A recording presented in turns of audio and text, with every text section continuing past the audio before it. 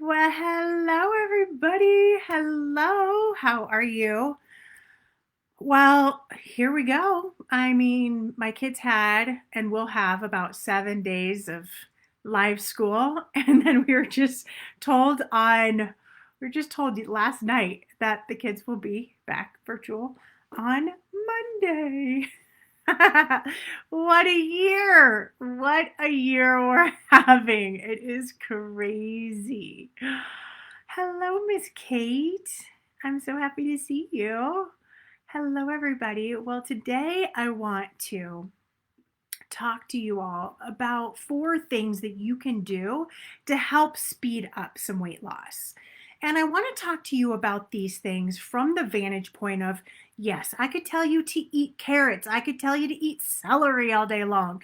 That is not what we're talking about. No, that is not what we're talking about. We're not talking about speeding it up from a standpoint of just depriving yourself of food you want or giving yourself just celery sticks. I mean, that's an easy way to lose weight. That is not a lasting way to lose weight. So I want to talk about real weight loss and things you can really do to speed up your weight loss. That's much more profound, much more lasting, much more holistic. And I am excited to share with you those things because I want you to just sort of notice as I'm talking about these things, I want you to notice, where are you in the continuum of what I'm sharing? Are you like, yep, I got that? Or are you saying, that's a real great opportunity for growth? And no matter where you are, it's perfect. That's perfect. It's just to shed some light on what will help you step up and step into having faster, better, easier weight loss. Okay? So let's start with the very first thing. Let's start with the very first thing. Okay. One of the first things I want you to think about is, how well do you like your body, people? How well are you liking your body? You've got to like your body more than you hate it. You might want to write that down. You want to like your body more than you hate it. I know this seems obvious, but so much of the time when you're trying to lose weight, you're in this I'm broken mode. My body is terrible. My behaviors suck. I can't figure this out. And I want to encourage you to think about something. When I started getting into weight loss like 20 some years ago and started working with people and working with myself, I started seeing some patterns, significant patterns, that most of the time people were putting on weight because their body was trying to love them, protect them, nurture them. So it made a lot of sense to think about, wow, if our body's trying to protect us from something, either a bad feeling we're feeling or an emotion we don't want to experience, or to numb out so we don't have to feel that painful feeling, or to avoid a task, right? If that is why our body is creating this weight, wouldn't it make sense that our bodies will start to lose weight by doing that very same thing without using food? So, in other words, starting to give yourself the protection, the love, the kind words, all of that love will help you start to lose weight. Because if you're losing weight from a place of, I hate my body, I hate myself, and then let's say you make a mistake, what happens? I hate myself even more. I didn't do this right. I can't do this well enough. And you become this, it's like you might like you as a person and your energy and your soul and your being and your essence.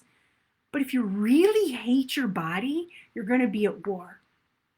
So I want to encourage you to think about, wow, what is my body actually craving from me? Ask yourself this. What is your body actually craving from you? Love, attention, connection. Share with me. What is your body craving? Craving from you. And I want you to really think about that from a standpoint of love and protection and caring and kindness. I know when I think about it, I think about my body is craving some attention. Like, getting out and moving and being with my body. My body is craving at times water and lots of it, lots of fluid so it can digest and move things through. Mentally, my body's craving kindness and love and compassion and support. What is your body craving? Think about it. Write it down. Annika, you said love and appreciation. Yeah, right? That is something to think about. So one of the things I want to give you is an opportunity also to do this experiment and this exercise where you stand in front of a mirror. Ooh, I know it's scary, but you stand in front of a mirror and you just look at yourself in the eyes and you see yourself and you just tell yourself, I love you because. And you start to find the love inside of you, inside of your eyes, looking eye to eye with yourself in the mirror. How many of you are looking in the mirror and looking into your eyes? Or are you looking down at the body parts or up at the body parts or wherever the body parts you don't like? That's what we typically do. We're like, oh, I hate that fat. Oh, my little tushy, my big tushy, my stomach. Oh, we're never looking at our eyes. We're never saying, oh, you're such an amazing, beautiful human being. You're so incredible and capable of so much. I'm so proud of the work you're doing. I'm so proud of the fact that you're showing up for yourself. I'm so proud of the fact that you're trying your best and you have hope for your body, and I will help you lose weight. But you are not just your thighs. You're not just your stomach. You're so much more. So I want to encourage you to do the exercise of just looking in a mirror and looking in your eyes. See your eyes, see those beautiful eyes looking back at you, and say to yourself, I love you because. And spend time feeling what that feels like. Allow any emotion to come out. I know when I've done this, I just can start crying sometimes because I feel the intense pressure that I put on myself at different times in my life and the different thoughts I have that don't support loving myself, and I'll just like explode into tears, just feeling it drain away. And you know what I'm left with? This gift of just being like, oh, I am pretty awesome. I'm beautiful. I love myself because I'm passionate. I care for others. I'm trying my very best to do the best job as a mom, as a wife, as a business owner. I just love that about myself. I love the fact that I have amazing friends and I've created a community around me, right? You can go on and on. Amber, absolutely, you are worth it. Absolutely. So practice that. It's a great exercise for you to step into, to start really coming into the place of loving your body and yourself more than hating it. If hating is running the show, there's going to be resistance. There's going to be a lot of pain. There's going to be a lot of resistance inside of your heart, your body, your mind. All right? So now let's look at number 2. I want you to create tools to control how you feel and the conversation in your mind. The clients that I see losing the most weight are the ones who are quickly attacking their inner dialogue. They're not spending time in victimization mode. They're not hanging out in woe is me. They're attacking in a kind, loving way, attacking their inner dialogue, the conversations that they're having in their mind. Where are you at with your conversations in your head? Are they mostly negative, positive, neutral? Where are you at? Share with me. Share with me. Is this something you can work on? I want to know. Give me some hearts. Something you can work on, something you got, something you can see yourself improving upon. When you change the conversation in your head around your body about what you're capable of, you change your relationship with the experience of the thing you don't like, with your life. Yes, trying to stay in charge of your mindset. Awesome, Amber. Awesome. Yes, absolutely. And it's not to say, listen, there's times where it's just not gonna, your conversation in your head's gonna go by the wayside. I get it. But what I want you to always bring back and just know that you can change the conversation in your head. If you are having negative conversations, negative thoughts, negative feelings about yourself, about the holidays, about who you're capable of becoming, what I like to do is just look at the thought. I'll just write the thought down. Here's what I'm thinking. And then I'll look at that and I'll look at, is that supporting me to lose weight, feel good about my body, and have the life I want? Or is it not? And then I'll just say, most of the time it's not. It's real clear. And I write it down and then I look at, how do I want to think instead? How do I want to think instead? What's a thought that I could have that's realistic, that's true, that feels in integrity with me and where I'm at, and will get me better results? That's then when I come up with that sentence, everybody, when you come up with that sentence, all of a sudden you're like, when it's the right sentence, when it's the right thought or feeling, you're like, yep, that's it. And you can let it go. It's amazing. So take the time to see that thought, catch thoughts here and there that are spinning in your head that are not serving you. Write it down, see what it is so that you can do something different with it. When you start replacing and being the master, constructor of your thoughts, that changes how you show up with your body. When I look at my thoughts and I look at the feelings, when I would look at them way long ago too and go, wow, is that serving me? No, I would change it. I would get excited about it because I would find a statement that resonated and felt true, that I wanted to believe, that I wanted to create, that felt an integrity for who I was in that moment. Then all of a sudden that changed. I could then be that person thinking a new thought. And when you're being a person thinking a new thought, you are going to show up differently. Absolutely. So the question, and I'm seeing some of you say, is, yeah, it's a process or it's a lot of hard work. I want you to be careful of the word hard work. It doesn't have to be hard. It is not hard, literally, for me to write a sentence of what I'm thinking down. It is not hard for me to then come up with a new sentence. Now, it could take a little focus and a minute of my time.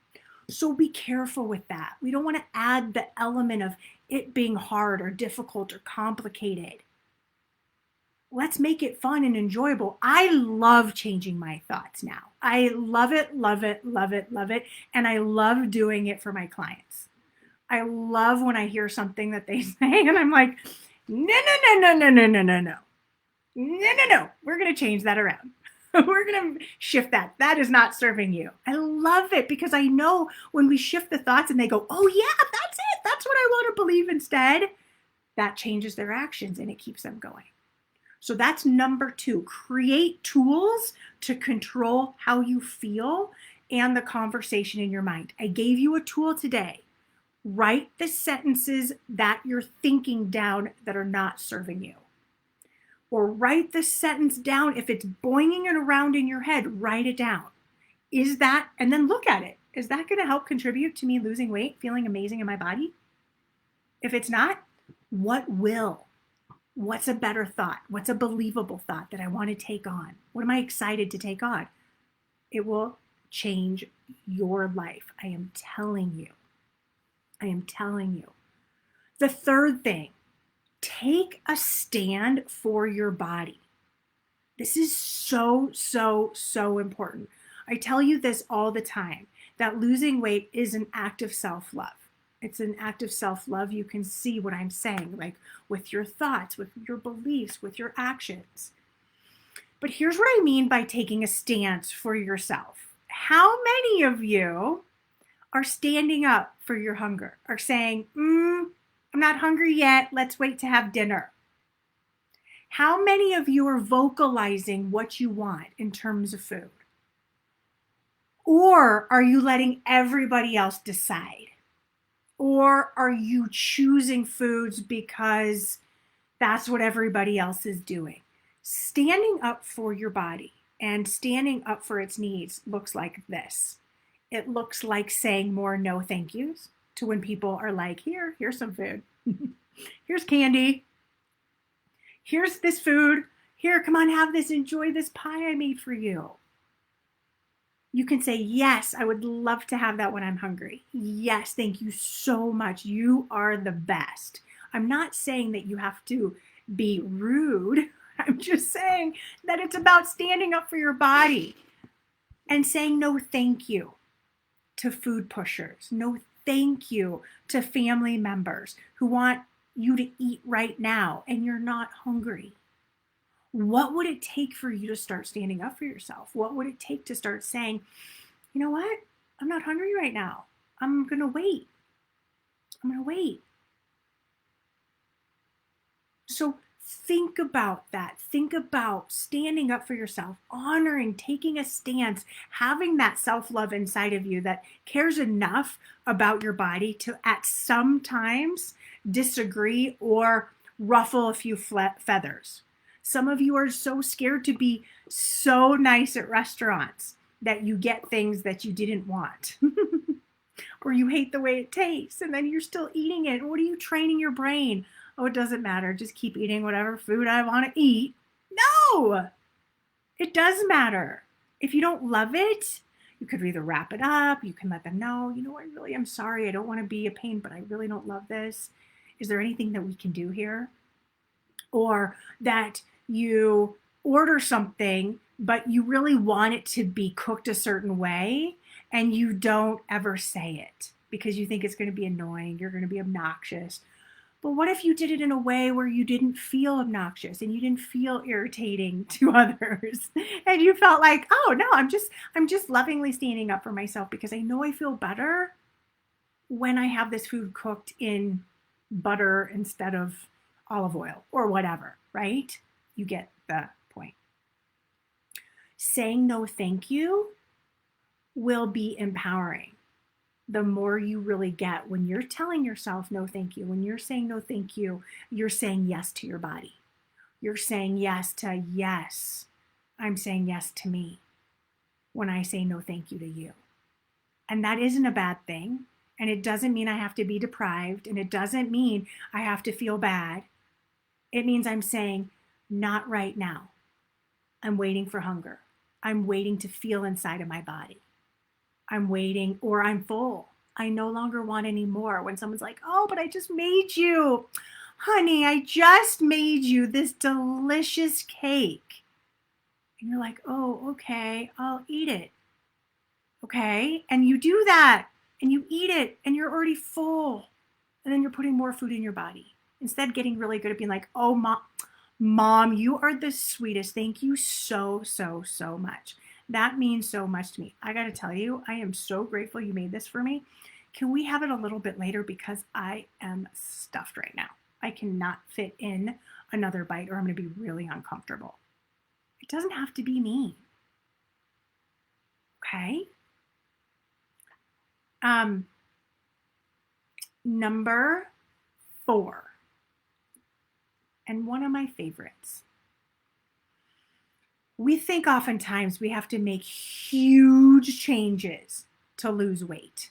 Massive, life-altering changes. And some of you who are going through the 30-day challenge are experiencing some resistance. Big time, right? There's a part of you that's like, when I'm saying, hey, start listening to your body, there's a part of you that's like, I don't want to have to lose weight. I don't want to have to do this. I don't want to have to listen to my body. I don't want to, right? Your inner 2-year-old's real loud. That part of you that wants what she wants when she wants it is just having a hissy fit. What I want you to know about losing weight is that small changes matter. Small changes are oftentimes, when it comes to habits, the winning habits. So when you put yourself in control of small habits and you decide what you're willing to do and what you're willing not to do, then you're in charge. So number 4, small doable habits that you're in charge of making. Small doable habits that you're in charge of making. We don't value. Listen, why is COVID so hard for so many of us? What do we value more than anything? Freedom. We want to go where we want to go, do what we want to do. It is a soul level need inside of us. We want to be free. We want to be free with food. We want to be able to eat what we want to eat when we want to eat it. We want to have total freedom and be totally skinny and thin and amazing and wealthy and all these things, right? So then when I start asking you or having you look at hunger and experience that, your brain, your inner 2-year-old's like, why? Why do I have to do that? And you can either allow it to do that and have that hissy fit, or you can start bringing it in and saying, you know what? Here's what I'm willing to do. Here's what I'm willing to do today to make weight loss inevitable. Here's what small habit I'm willing to shift. So I want all of you to think about what's a small, doable habit that works in your life. See, the thing is they build on top of each other. And I've seen this from dozens and dozens and hundreds and thousands of people I've worked with over 23 years. When you start small and you start layering, what you get at the end is transformation. Going from having 10 Hershey's Kisses to 5, having an 8-ounce glass of wine to a 7.5-ounce glass of wine, to going from no movement to going to the mailbox, to going to around the block, to going 3 blocks, to running a block, to being in a race. I see it all the time. We want to just be in movement because we know movement creates more movement. And I don't mean in exercise. You can be, absolutely. I'm never going to say that that's bad, but I mean in movement in terms of creating the body, the weight, the life you want to have. Movement creates more movement. Small habits build on top of each other, and they create less resistance and less huge rebellion. So if you have a lot of rebellion inside of you, if you're a firecracker like me, if you're like, I'm not going to do that, or if you're like me and you're like, if somebody tells me to eat that, I'm not going to do that, I'm going to do the opposite, then you know you have a really loud, powerful inner 2-year-old that wants a lot of freedom, choice, and options. And so you work with that part of you. If you're somebody else who's like, no, I'm really good with structure, I'm really good when I know what I'm doing for the day, great. You have an inner 2-year-old that's a little more well-behaved, and you're going to work with her. Little habits create big gains and awesome weight loss results. So look at the habits. Look at the patterns in your life. What are you doing to move your body and your health forward? And are you resisting it? Because in that resistance, if you notice, okay, I'm being asked to listen to my body's hunger, or I'm trying to stop when my body's satisfied, or I am choosing to change and shift some thoughts, and you notice there's this massive resistance to that, then what you do is you tell that part of you. And we do a lot of parts work, right? Inside the inner circle and whatnot. We look at that part of you and we go, yes, what are you willing to do today? And inevitably, by asking better question to that inner 2-year-old, instead of fighting her, we're just going to go, oh, well, what are you willing to do today? I'm willing to have 5 Hershey's Kisses instead of 10 today. I'm willing to have a popsicle instead of cake. I'm willing to wait for hunger. I'm willing, right? All of a sudden, you start getting this amazing feedback from yourself. That's like, oh, your inner 2-year-old's on board now. Why? Because you actually asked her. You're actually dealing with that rebellious part of you. She's not this thing that you're pushing away. Oh God, I hate that part of me. I hate that rebellious part of me. I'm not going to focus on her. I'm just going to do what I'm told. And then she's sneaking back in constantly because you're telling her that you should only eat salads. And the part of you is saying, I don't even like salad. And there's this fight that ends up happening and an explosion. So we have to manage our parts. We have to incorporate that rebellious part of ourselves. That's a little bit difficult. and a little bossy and wants and craves so much freedom. But when we incorporate her in by asking ourselves and understanding what it is that we're willing to do, what we're open to create, what we're excited to do, then all of a sudden, and you even celebrate it and acknowledge it, that's the next part. Then you celebrate it and acknowledge and go, wow, I did this today. Good job. That's fantastic. Inner 2-year-old, we really worked well together. We're doing great. And then you build on the self-talk and you build on your habits and you build your self-esteem and you start even liking yourself. Hello, weight loss. Hello. Yes, resistance for many of you is the thing that's getting in the way. It's the thing that all of a sudden when you don't have resistance, many of you start out on a diet or a weight loss plan and you don't have any resistance, right? Because you just see in front of you this glorious you, thinner, lighter, healthier, more vibrant. And then you start bringing in, maybe it's recipes, or maybe it's rules, or maybe it's ways of showing up and being. And then all of a sudden, there's a part of you that's like, I don't want to do that. No, not going to do that. And that's when all of a sudden resistance comes in. And so if we go, okay, I hear that. I hear you don't want to do this right now. Why? What are you scared of facing? Are you willing to do something else? Or what are you willing to do?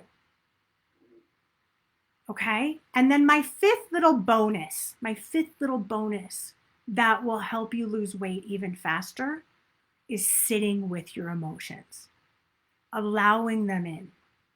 Man, my clients who allow these emotions in and don't feel like they have to eat through them, drink through them, numb out through them, when they actually allow themselves to feel and either write through them, talk through them, share through them, go on Facebook through them and talk it out, ask for support through them, whatever it might be, Marco Polo through them,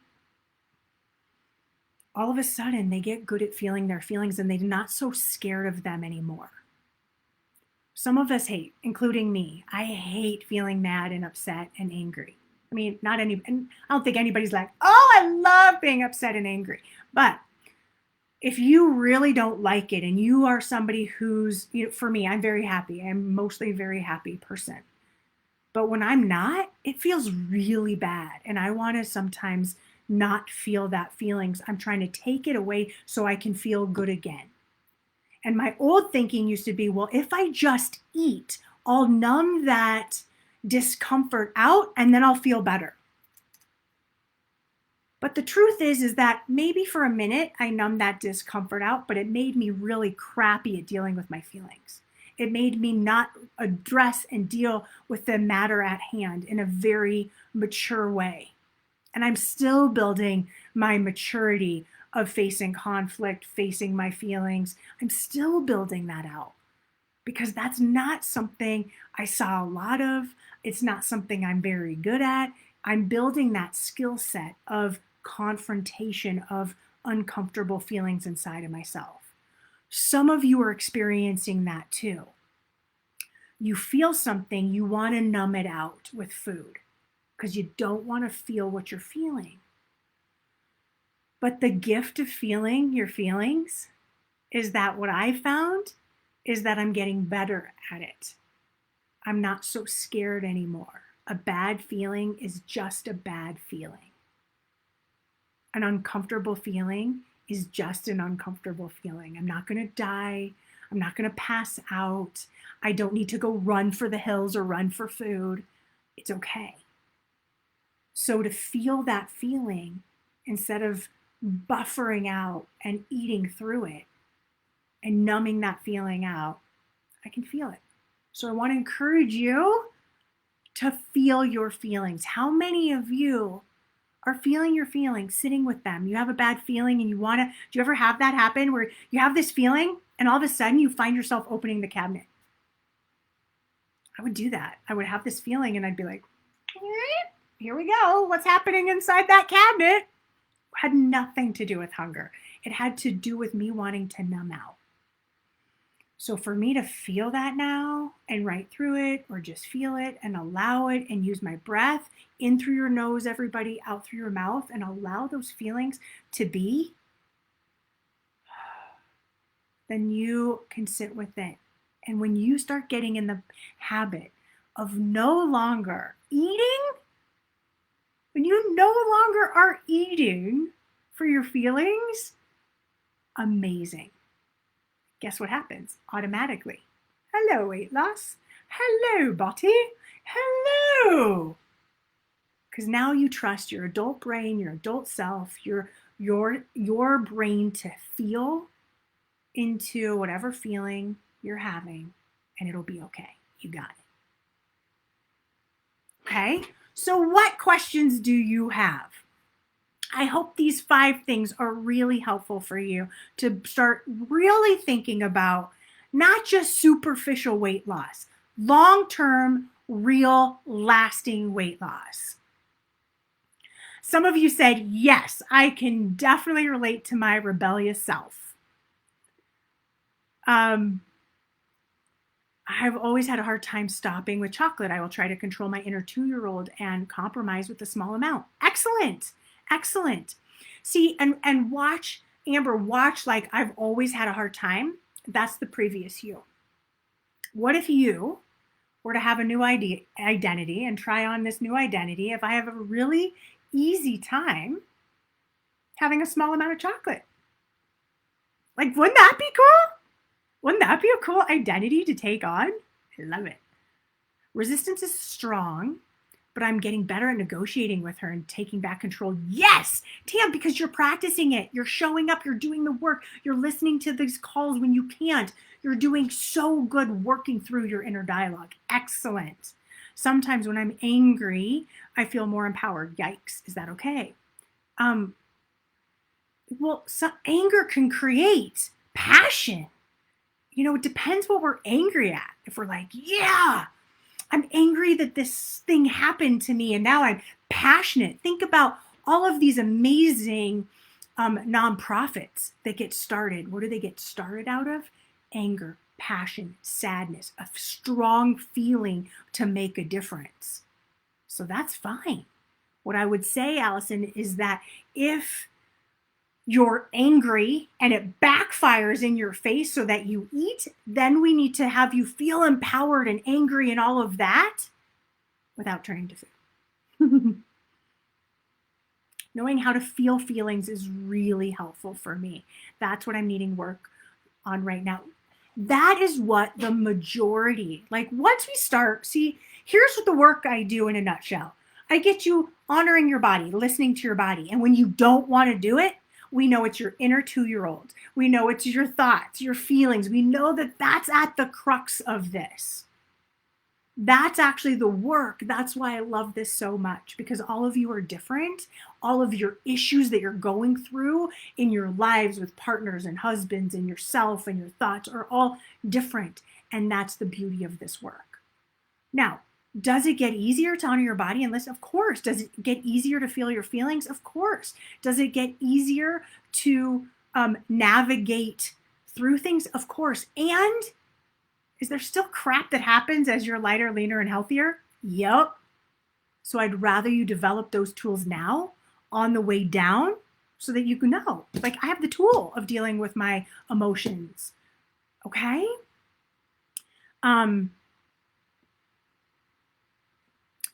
How can I stop being afraid to actually lose my weight? Dropping a pound signals me that the train is out of the station and it's going to be a process that attracts people that did not care for me when I was larger. Okay. This is a beautiful, beautiful, beautiful question. So safety is a real thing. When I talk about the fact that why do we typically gain weight, and that I saw over and over in terms of patterns, protection, love, safety. So now you start losing weight. Where's the protection, love, and safety? You can feel very naked, very open, very vulnerable, especially if there's been any abuse, trauma, or neglect, or anything like that. Okay? So what's the job? The job is then going in, making yourself feel safe. This is so important, everybody. We can't look to others for the safety, the protection, the love. It has to start inside of us. It's wonderful to go, oh, my husband makes me feel so safe and so cared for and so loved. It's actually nobody else's job to help you feel safe and comfortable in your body, except for you. Okay? But what I can tell you is that what has helped me is using my breath, feeling like it's okay when you see your body, let's say, lose weight on the scale, okay? Or you see your clothes starting to get loose on yourself. Helen, here's what you can do. You can be like, oh, I'm super proud of myself, and it's okay to lose weight. I'm safe. I'm okay. I can do this. And I just put my hand on my heart center, and I don't know if you guys can see, put my hand on my heart center, and I just feel in to that feeling. And I relax the anxiety, the worry, the fear. And you know what? I empower myself, and I want all of you to empower yourself to know that you're amazing. You're incredible. You've got this. You're powerful. For those of you who underwent any type of abuse, you say, I'm an adult and I can make amazing things happen for myself. I can pick out a phone if I'm uncomfortable. I can call an Uber. I can call a friend. Right? You start showing and providing and giving yourself evidence that you're strong and you're powerful and it's safe to lose weight. And that if you get attention, it's going to be okay because you can say no. Another reason to start saying no, thank you. When I was telling you that taking a stand for yourself is so important in the area of weight loss, this is just another way this is expressed. No, thank you. I'm not interested. Thank you for the compliment. I appreciate your compliment. That's so kind of you. No, you can't have my number. I am not interested, but thank you. Right? You start powering yourself up, shoulders back, head tall, and stand in that power stance of knowing that you can break this wall. You can lose weight and you can be safe. And if you get attention, it's okay. It's okay. You'll be okay. And then you just give yourself evidence as to why you'll be okay. And you may need to just write it all down. I'll be okay because it's safe to lose weight because I'm powerful because, and get really clear. And you may need to write those out several times so that you reinforce into your brain that losing weight is okay. You'll be safe, you'll be protected, you'll be all right. All right, I hope that helps. It's a brilliant, beautiful question that comes up a lot more than you all think. It comes up often, like weekly.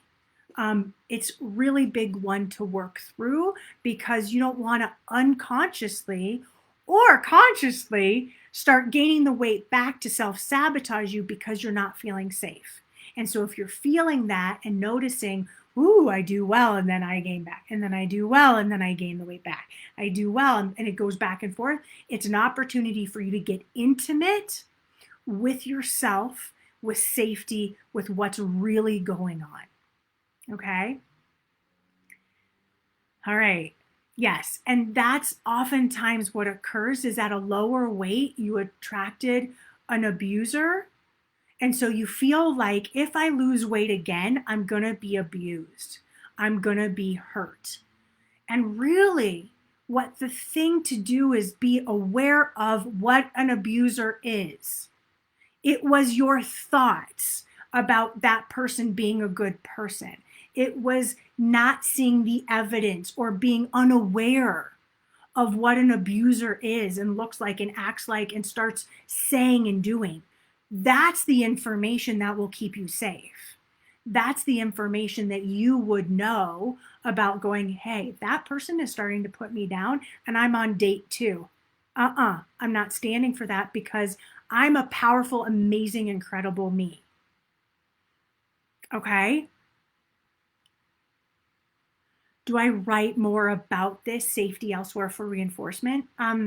Helen, one of the things that you might enjoy, which I know you've been there, is just listen to the hypnotherapies about this. And I can also do more about this. I don't know that I have an actual training specifically about abuse, trauma, and safety, but I can do that at some point. Okay. I think that's a really well worth topic. But safety in and of itself, I talk a lot about.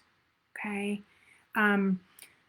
There is, and I think I've said this before, there were two types of people that I kept finding were coming to me in my practice years ago, and I was shocked. Because here I was, somebody who had lost weight. Yes, I had been, my background psychology, my background's education, but I didn't, I'd lose weight thinking, eating, living differently, right? Like exploring the naturally thin and copying them and losing weight and then dealing with my emotional eating. So when I started to see this pattern, it was so unbelievably, it was so easy to see that it was like, oh my gosh, there's something to this. There were two main types of people that I saw that kept coming in. One was somebody who had gone through some sort of abuse or trauma, and they put on weight to protect, love, nurture themselves, right? As a physical barrier, like you're no longer going to abuse me, whether it's physically, mentally, emotionally, any type of abuse. So you put on this physical barrier. The other thing that I noticed was that people would come in and they would say, I had a mother who was obsessed with her own weight, or a dad who was obsessed, or a grandma, somebody who helped raise them that was obsessed with their own weight, or my client's weight. So either it would be like my mom being obsessed with her own weight or my weight. And I kept seeing this pattern go on and on and on. And it was like, food became this bigger thing than it needed to be.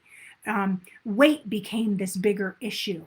And I found it either being children who were like wanting to be like their moms, or they saw how much weight mattered and how important it was to be beautiful, thin, light in a certain way. And they never were able to reach that, and they felt like they were broken.